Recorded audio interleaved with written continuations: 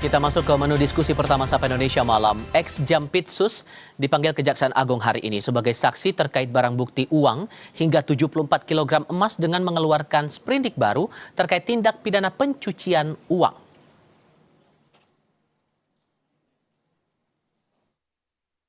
Kejaksaan Agung kembali memanggil mantan Jampitsus Febri Adriansyah sebagai saksi kasus dugaan tindak pidana pencucian uang terkait barang bukti uang hingga emas 74 kg yang baru saja dimulai penyidikannya.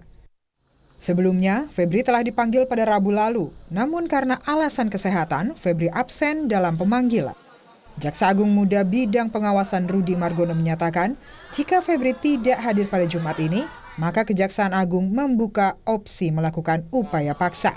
Pada hari ini, yang bersangkutan kita panggil kembali. Yang pertama tidak hadir, yang kedua hari ini. Dan jika memang tidak hadir, sesuai pasal 28 KUHP, penyidik dengan bantuan pejabat yang berwenang bisa menghadirkan dengan upaya paksa. Jadi sampai proges hari ini, penanganan perkara mantan Jampitsus tetap berlanjut.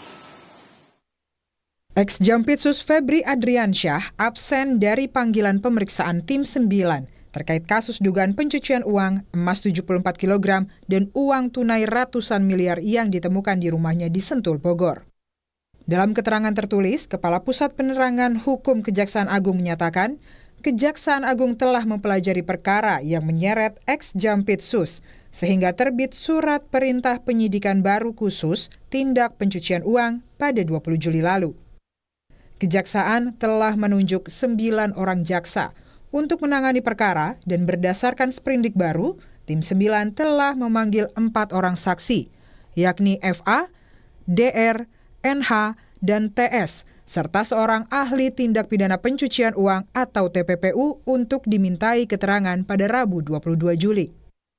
Namun, dari 4 saksi, 2 diantaranya tidak memenuhi panggilan.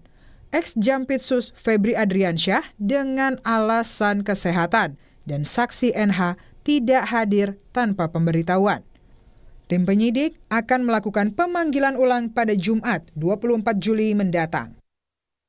Kejaksaan Agung kini tengah mengusut total 4 sprindik terkait penyerahan kasus dari Kortas Tipikor Polri. 3 sprindik sebelumnya mencakup kasus dugaan korupsi Asabri, Krakatau Steel, dan pengadaan batu bara PLTU yang sempat menyebabkan pemadaman listrik bergilir di sejumlah daerah. Dalam kasus tersebut, Febri Adriansyah dan Don Rito telah ditetapkan sebagai tersangka untuk perkara korupsi Asabri. Don Rito telah ditahan, sementara Febri belum. Tim Liputan, Kompas TV.